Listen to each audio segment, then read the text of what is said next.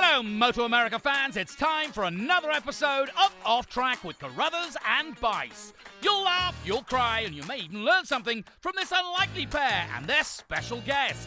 The mic is yours, Paul and Sean. Hello, MotoAmerica fans, and welcome to this latest edition of Off Track with Carruthers and Bice. You can probably tell by the sound of my voice that I am not Carruthers, but I am Bice. So I'm going to introduce this thing. It's today. It's Thursday, June 3rd, 2021, and we have a couple special guests on. Our first special guest, allow me to introduce for a minute. Alexa, play "Happy Birthday" by Marilyn Monroe.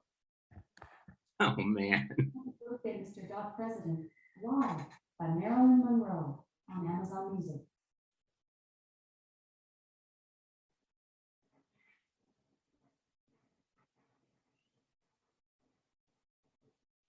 Not working, Sean. Yeah, it's the crowd. The crowd has to cheer. Here it comes. Okay.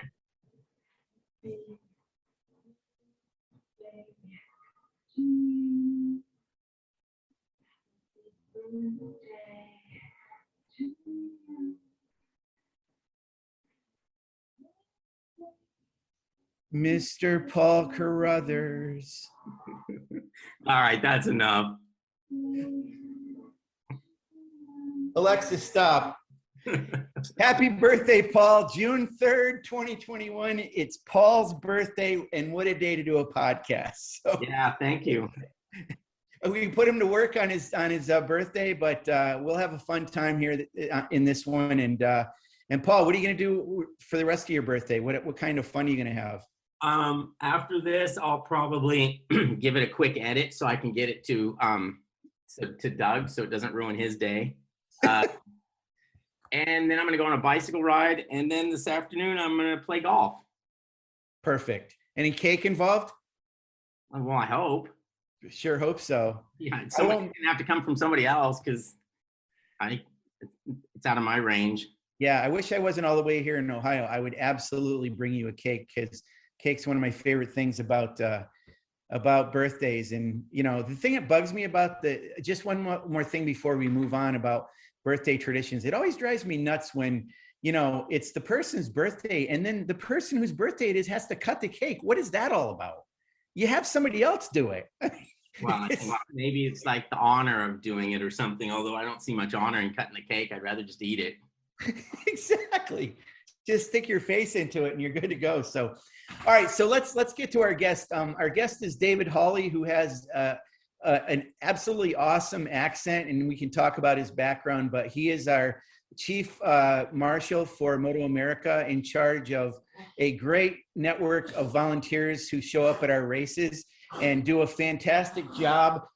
Sorry, that's my dog. I guess he's sneezing right now. But anyway, David commandeers and controls a group of volunteers that show up at our races, and they're the ones that are out on the track. If you're at our races or if you watch our coverage, you'll see people in white who'll come out and pick up a bike and generally, you know, try to help a rider get back in there or ascertain, you know, if the bike is leaking or if there are any safety issues with it.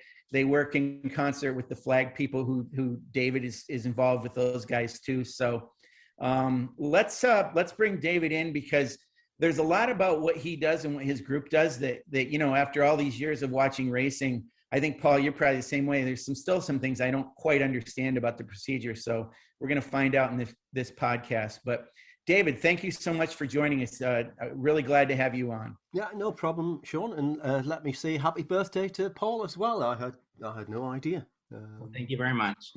So, yeah, I'm the series chief marshal for MotoAmerica, and what that involves is recruiting, training, and organizing the marshals. Marshals are known by different names depending on the circuit. Sometimes they call them corner workers. There's divisions into runners, catch, and all this sort of thing. I generally use the term track marshals for the people who actually pick up crashed bikes, prepare for crashes, put fires out and that sort of thing, and flag marshals who are the people normally in the flag posts who display the flags and also do a few other things like number boards and occasional signs and that sort of thing. When you see an incident at the MotoAmerica round or at any other kind of motorsport, usually on TV you see a crash, and next time you see them come round to that same place on the next lap, everything's been cleared up. Of course, this doesn't happen by magic. There's a whole bunch of people who are working to some extent behind the scenes who clear that up, and those people are the marshals. And those are the people that I help train and recruit.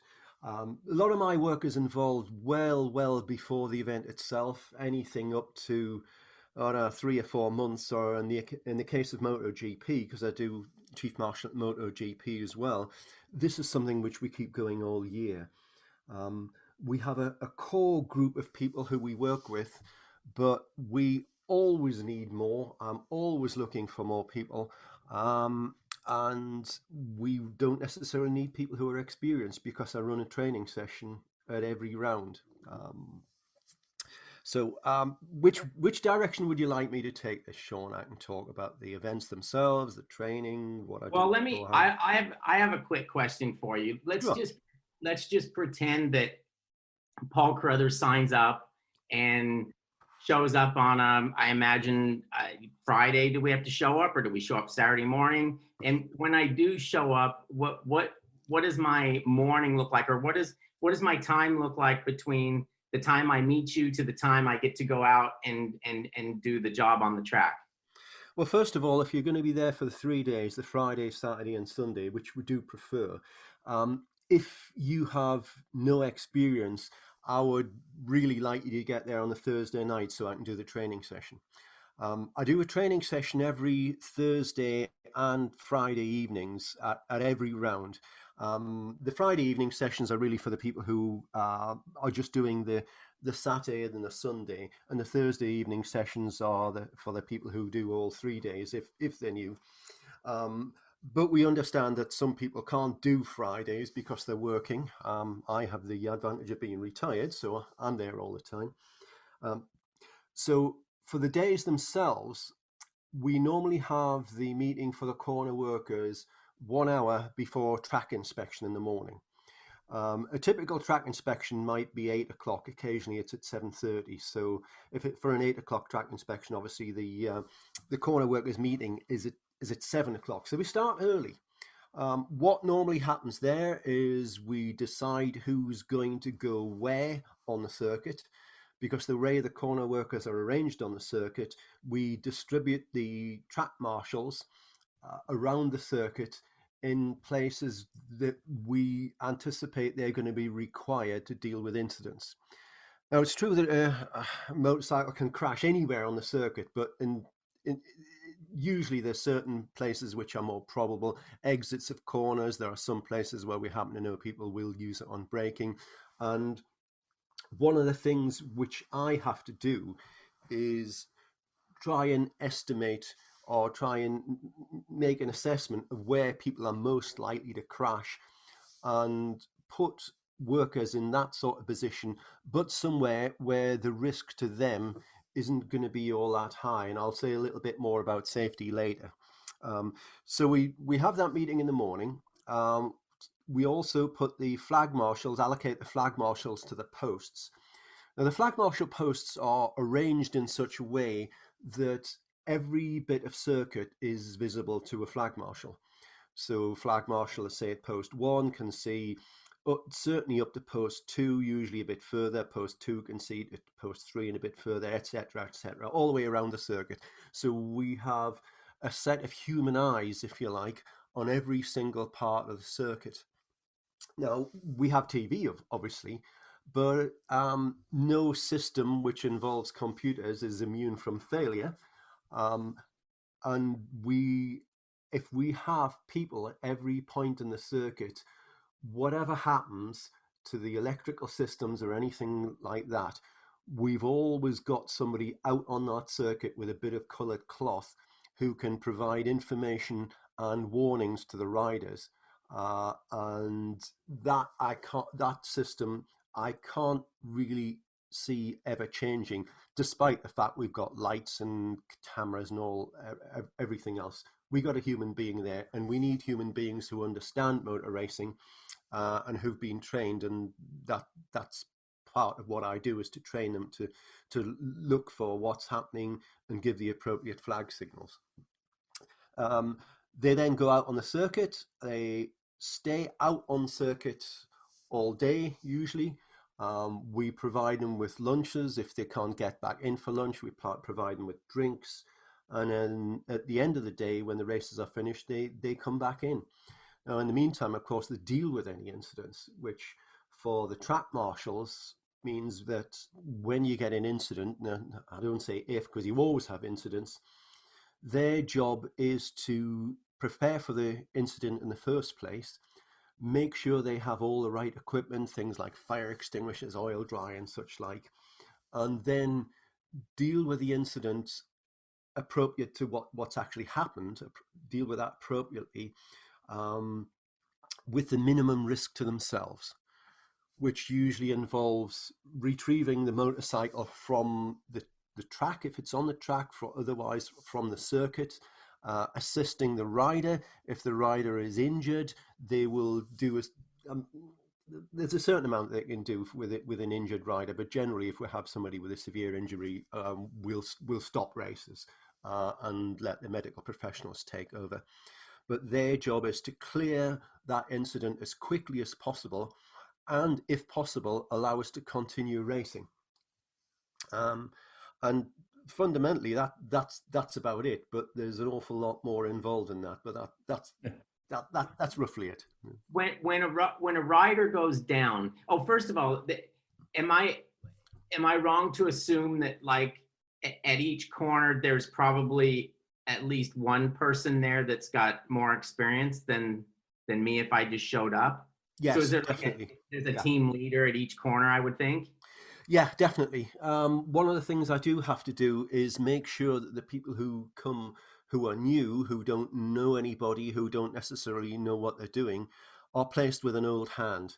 And I spend a lot of time doing this because although I can speak to people beforehand, get an idea of what their experience level is, because we got very few people who've never actually been to a racetrack before. We got one or two, but most people who come along to be corner workers have either raced themselves or they've been involved in maybe another discipline. We get quite a few people, SCCA people, Sports Car Club of America, who come over to the dark side, as somebody put it. And if they've got that experience, it's very helpful because they know how to conduct themselves on a racetrack. You know, David, what is the biggest motivating factor? You mentioned about some people that have experience, but I've seen from people that reach out and want to get in touch with you, and I put them in touch with you. And from, the podcasts that we've done recently, at the end, I usually try to do a little bit of a promo, and I've mentioned the need for volunteers for MotoAmerica and so forth for the season.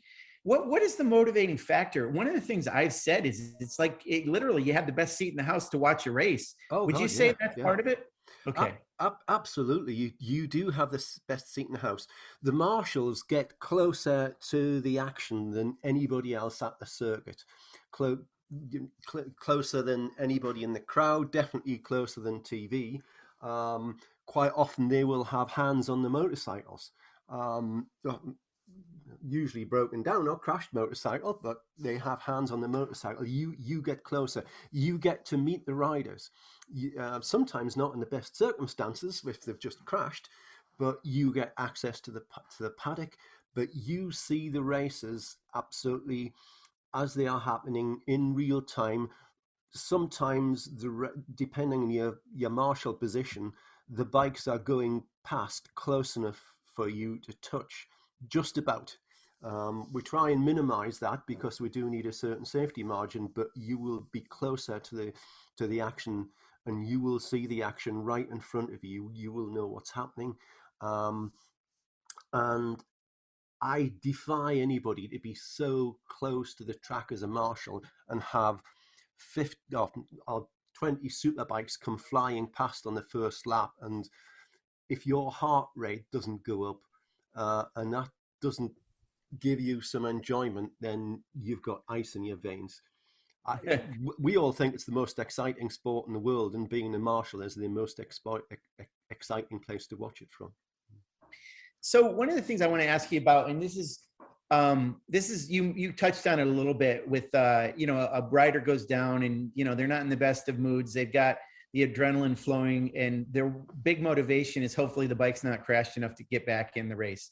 So we've seen this, and I'm sure you've been asked this a million times, but you see a rider, he gets the bike up, he's trying to get some help. Sometimes if the rider's smaller of stature, he has trouble even levering the bike off the ground, but he's looking around for help. He's checking everything. The corner workers are checking everything. The next thing you know is he wants to get him on the back of the bike and pushing it to get it back out on the track.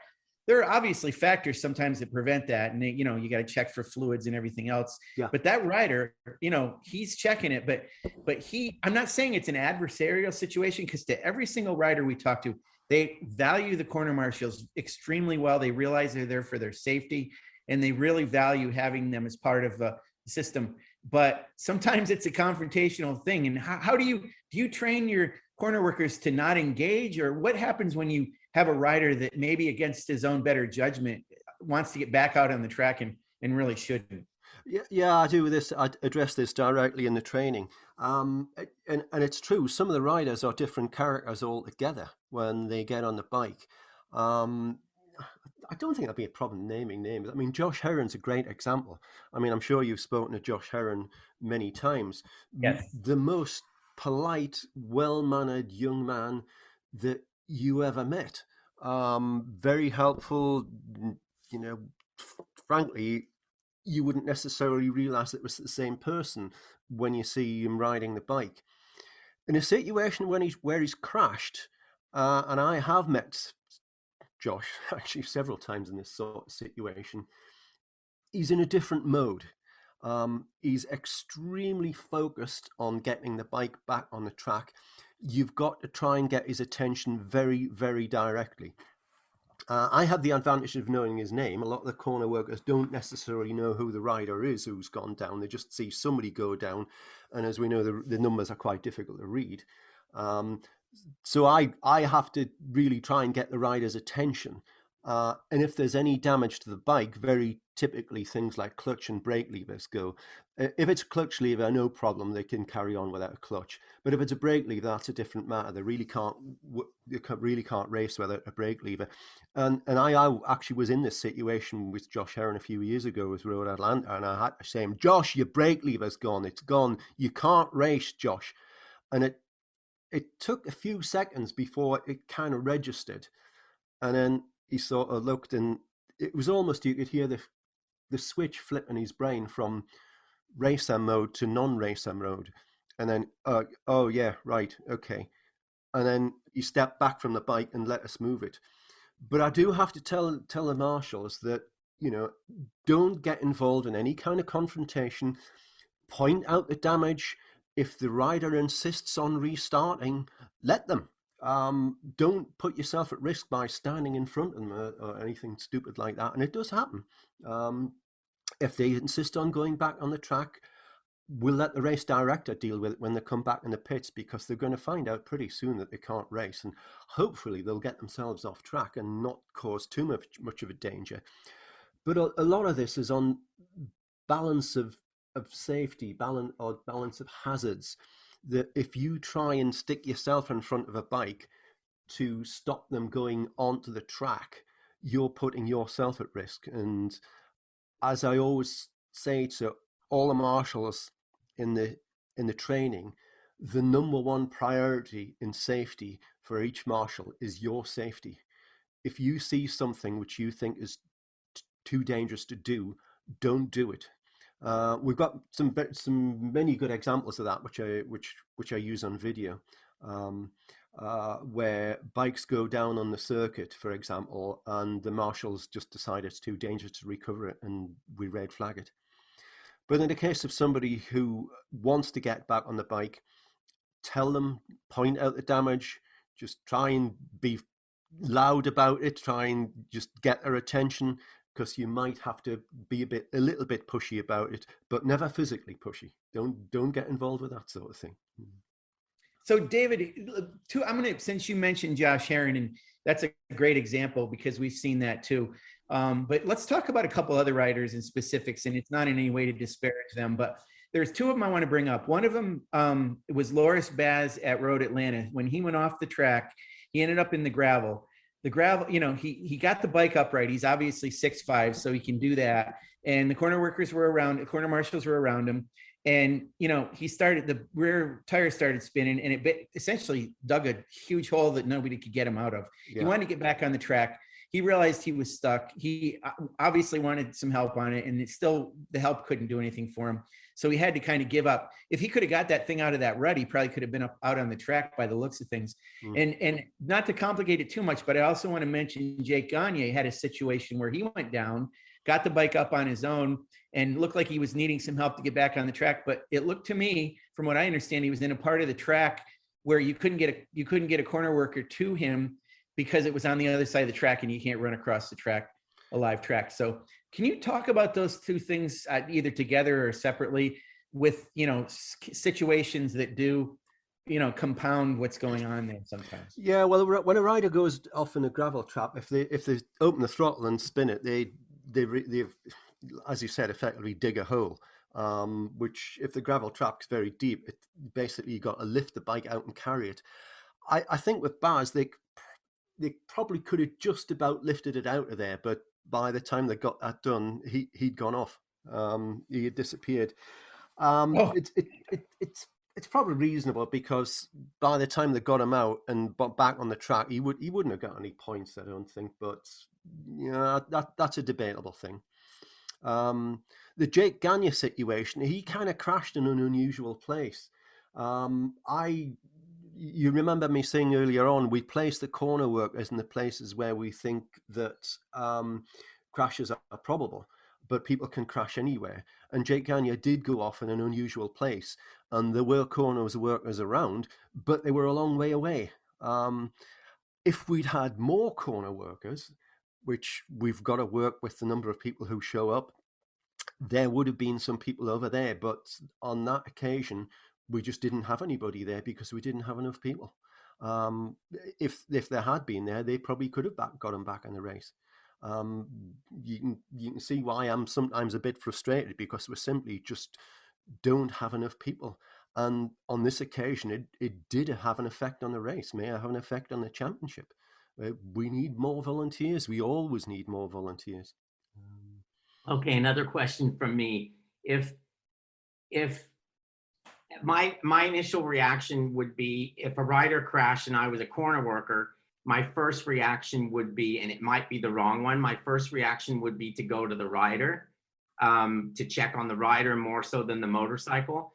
Do you have it set up so that, two guys go to the motorcycle and two guys go to or one guy goes to the rider, or is that a common sense thing that they have to evaluate before they make the decision? Well, to a certain extent, it's common sense, but I always tell them, prioritize the rider.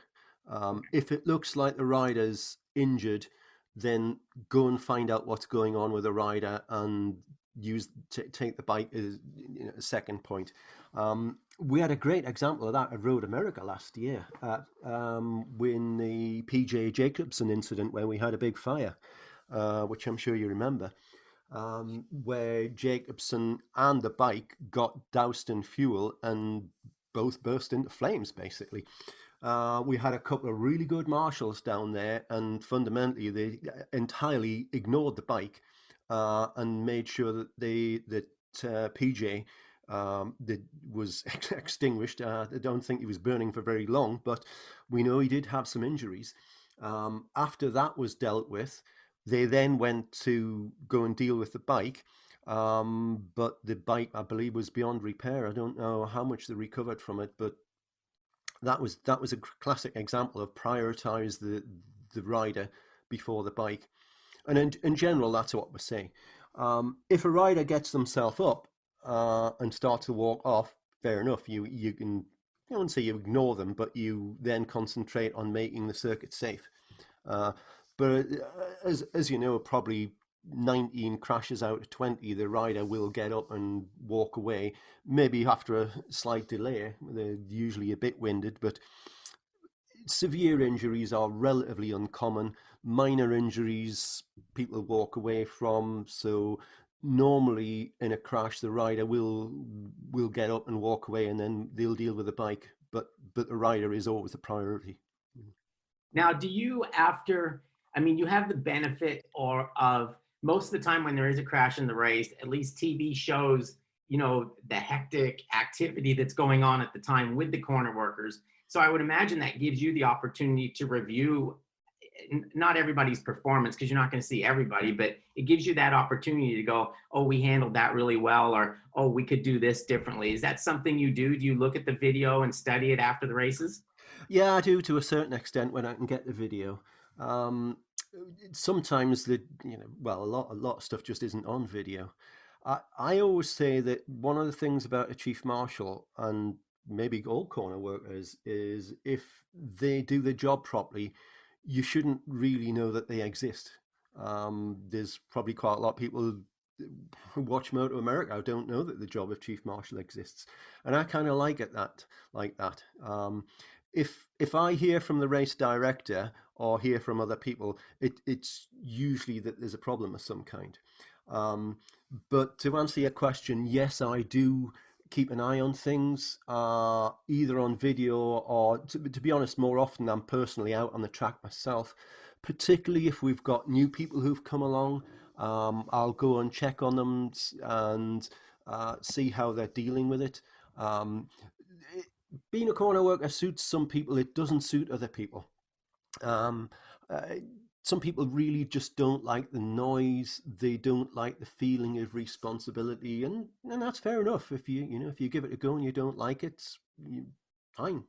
But most people who come are enthusiasts for racing and just really love the environment, and they love the camaraderie as well. We've got a good bunch of people. We do teach team working. We do teach people to support each other, and most people really like it. But there are one or two who it just doesn't suit. David, what you just said about being somewhat invisible. I mean, my first love is motorcycle road racing, but I do love a lot of stick and ball sports, particularly football. And they always talk about the refs, they should be invisible. Well, some of them aren't. They sometimes elevate themselves by virtue of having the microphone and saying what the call was. So, fans get to know some of these guys, but it's similar, isn't it? I mean, a corner marshal is similar to a referee in many ways, would you say? Not so much, because a referee involves in invoking the rules. I mean, you're talking about more like race direction there, who are in a similar sort of position. People will be aware that somebody has to be in charge of the rules, and that's all done in race control. I know you know all about it, but a lot of people won't realize that there's a race director and a safety officer and a rider's representative and stewards who are appealed to if there's a decision of the race director that the rider doesn't like. And I occasionally do act as a steward myself, not much, but I tend to try and avoid being dragged into race control. I prefer to be out on the track. Yeah, a couple of weeks ago, a couple podcasts ago, we had Rick Hobbs on, our race director, and we talked to him from that point of view, and also this judgment call that you have to make so quickly about whether to red flag a race or not. We brought up a couple of examples of that. But when he calls the red flag, that's when you guys spring into action, right? Well, before that, usually we don't wait for red flags to be dealing with incidents. And to be honest, normally or very frequently, the race director will make the red flag call based on information which is supplied by the marshals. Okay. Wow. All the marshals are on the radio. There's generally separate channels for the flaggers and the track marshals, but the race director, for example, will not know if a crashed bike's full of oil unless a marshal tells them. So if they pick up a bike off the track and it's leaking oil, they can tell the race director, and he will then make that decision, usually to stop the race if there's oil on the track. But if they don't tell him, he won't know, because you can't generally see oil on the track on TV. So that's another function of the marshals. They're kind of their eyes and ears of race direction, because they can see the track right in front of them. And the race director and the rest of the race direction team can only see it on TV, which is not the best view if you're trying to make a decision whether the track's usable or not. You know, David, you had mentioned how sometimes you get involved in other things, and I want to bring up something that's specific that is, I think, maybe outside of your realm, but you got involved in. You know, whenever we go to New Jersey Motorsports Park, you know, there's generally rain before, sometimes surrounding it, you know, and it's low ground. And I distinctly remember you last year grabbing a shovel and doing some ditch digging, which is pretty far away from being a corner marshal, or is it? To a certain yes and no. I mean, strictly speaking, it's not part of the job, but one of the things I like about being involved with MotoAmerica is that we don't have any prima donnas. We don't have any people who are building personal empires, as you see so frequently in other organizations. Everybody wants to put on a really good event. So if I happen to be the chief marshal and there's some, you know, water's gathering close to the track and a ditch needs digging to get rid of it, I'll do it. You know, that's, you know, and most of the corner workers will help with that sort of thing as well. I mean, quite often the corner workers, frankly, don't have much to do during the day. I always say that being a marshal is somewhat like being in combat in a war. You spend an awful lot of time just doing nothing, sitting around, and then suddenly all hell breaks loose, and you've got to move very quickly, and there's a certain amount of danger to it as well. I mean, I wouldn't like to pretend you're at the same amount of risk, but in that way, it is a bit like being in a war. Good analogy. Yeah, no, it is. Yeah. So yeah, I get involved in all sorts of things. I mean, as well as the training of the corner workers, I deliver lunches sometimes. I deliver water. If anybody's got a problem of any kind, I try and deal with it. I've even made lunches sometimes. I try not to because I haven't got the relevant hygiene certifications, though I do understand it. But I take the lunches out. Which and the lunches, I'm sure you're aware, is one of the big benefits of working for MotoAmerica. Our chef is pretty good. So for all the volunteers we have, we do provide them with lunch every day and a dinner on a Saturday evening, and usually a few beers on a Saturday evening as well. So apart from the fact they get hats, t-shirts, and sometimes other goodies as well. So there are a lot of benefits to being a MotoAmerica volunteer, and quite often it's me who distributes these things, not just getting directly involved with the races themselves. So yeah, sometimes it involves ditch digging, sometimes it involves moving stuff. Don will have to remember that maybe he could bring us a sandwich every once in a while if we get busy. Also, David, real quick, in any part of the training or just in your little fireside chats you do with the crew that you've got, is it mentioned ever that riders could perhaps lay around a little bit too long in order to get a red flag rather than them actually being injured? Yes. And I had direct experience of this going back many years. I first came across it, where was it? In the 1990s, Brands Hatch, the circuit just near London, which you may be familiar with, you probably are, which coincidentally is my favourite circuit in the world, Brands Hatch. It's a wonderful circuit. And I've been to, I don't know, probably 75 different circuits around the world. But it was a World Super Sport race some years ago, and I better not mention the guy's name. We'll call him Fred. And Fred crashed on the circuit, and I was fairly convinced there was nothing wrong with this guy, but he was in the middle of the track, and he was just lying there. And I couldn't really get anywhere near him. I was the sector chief at the time. and after about 30 seconds of this, I called to the race director, who happened to be Stuart Higgs, who I'm and said, I think we're going to have to stop this. I can't. This guy's not moving. I can't get to him. And so we stopped it. And as soon as the red flag went out, he jumped up like a jack in the box. And nothing wrong with him at all. And that it was exactly that situation. He was, I guess you would say, playing possum would be the expression to use. And strangely enough, the race was restarted, and then it was red flagged again because of an incident involving James Whittam, who was now a commentator in the UK, who was genuinely injured.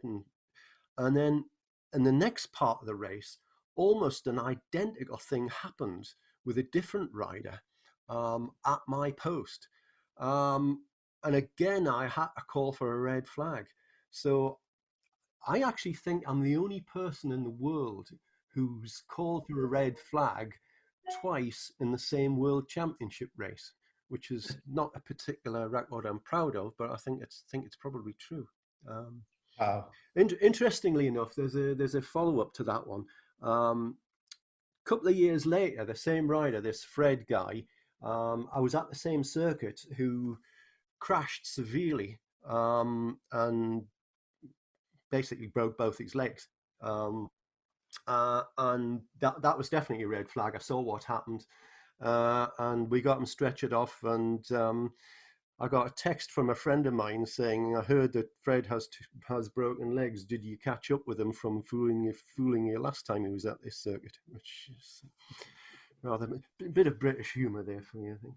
Well, David, British humor, yes, and I want to bring that up, and I meant to start the show with this, but since you alluded to this, you live in St. Louis, but it's pretty obvious that you don't have a St. Louis accent. So can you talk about where, your heritage, your origin, and really, how did you get into being a corner marshal? Where did it start for you? I actually can remember my first event. My family background is partly Scottish, but I was brought up in Newcastle upon Tyne in England, which has a particular northern accent, which you can tell I don't talk like the people off Downton Abbey. It has quite a strong accent. But I was born in 1955, and I went to my first event in 1972 when I was 17 years old. And at the time I didn't have a job, and I heard they were looking for volunteers at the local motorcycle races. So I went down there on my bike and I showed up. It was Croft Circuit in Yorkshire. I remember it's still going, that circuit. Old Second World War airfield, not a bad club circuit. And I turned up at the gate and I said, "Yeah, I'd like to be a volunteer. I heard you need marshals." And I said, "Oh yeah, go and see Fred. He'll sort you out. Great guy, Fred." So I went to see Fred, and Fred said, "Oh yeah, good. Here's your yellow flag. You stand here." And that was it. That was my training. And when bikes started to come round the circuit, I was absolutely petrified. I hadn't got a clue what to do. I mean, I had a yellow flag, and I presumed if there was a crash, I waved it, but that's all I knew. And I had an old field telephone, which was ex-Second World War, where you had to turn the handle to ring through to race control, would you believe? Still in the 1970s. Never forgot that.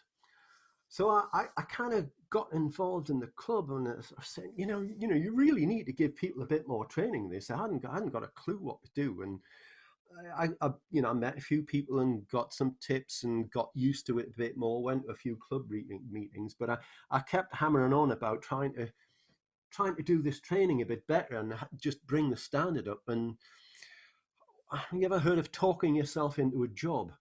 It was one of these situations where, okay, if you're so keen on it, you do it. So I did. So I started a training scheme for marshals in my club, which was the Northeast Motorcycle Racing Club in England.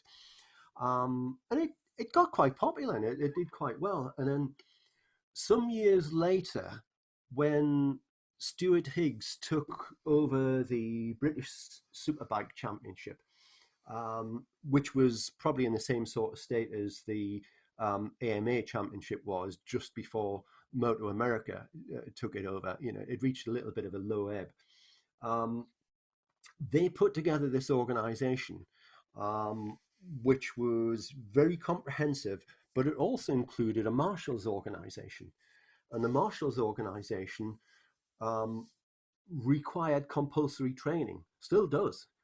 If you marshal a British superbike round in the UK, you have to do 8 hours training in the winter before you go onto the circuit. And I was all in favor of this. So I got involved very early on in the UK. And after about 4 or 5 years, the guy who was doing the training decided he wanted to retire. So he said to me, well, Dave, I think you should take over because you've always been involved. So I did. So I ran the training for all the Marshals and the British Superbike Championship up until 2006, which is when I moved over to the USA. After that, I got involved with club racing, with local clubs. I've been a bit involved in MotoGP down at Indianapolis and at COTA, doing it mostly as a marshal, but doing a few other things as well, helping with training occasionally. And then when MotoAmerica started to come together, I actually got a call from Stuart Higgs, who said they're looking for a chief marshal, and I think you might be interested. And later on, I spoke to Chuck Astlin and Wayne Rainey, and it was one of these things where you don't really have to make much of a decision. Right. So I got involved with MotoAmerica right from the very start. So they must think I'm not a complete fool because I'm still here. So. Yeah. And it's a great part of our organization, David. I can't say enough about what you do to train people. We get emails from corner workers who know you by name and have worked with you and just sing your praises, talk about how you always seem to be in the right spot at the right time at all times. And, everything from your selfless, passing out lunches, whatever it needs to do. So really a lot of kudos to you. I think we're ready to wrap it up here, David, but normally what I do, I mentioned that I'd usually try to do a little promotional thing at the end, but if you could, I would like you to do that and talk about, our need for corner marshals and how somebody really can get started. What's the first point of contact and all that? If you could wrap it up with that, it'd be great. Well, I'm quite happy to be contacted directly because I speak to people who are interested in being corner marshals quite regularly. Best way to contact me is via email, which is dhawley@motoamerica.com, dhawley@motoamerica.com. We always need corner workers. We've never really come close to reaching an upper limit of people. I can go over what the job involves, and we can practically use just about anybody as a corner worker.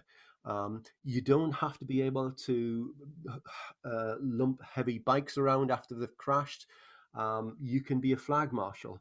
A good example is my wife, who is probably now our most experienced flag marshal. I mean, she's a 125-pound woman who's in her 60s, so she doesn't move bikes around, but she's an excellent flag marshal, and she's particularly good at blue flagging, which can be difficult.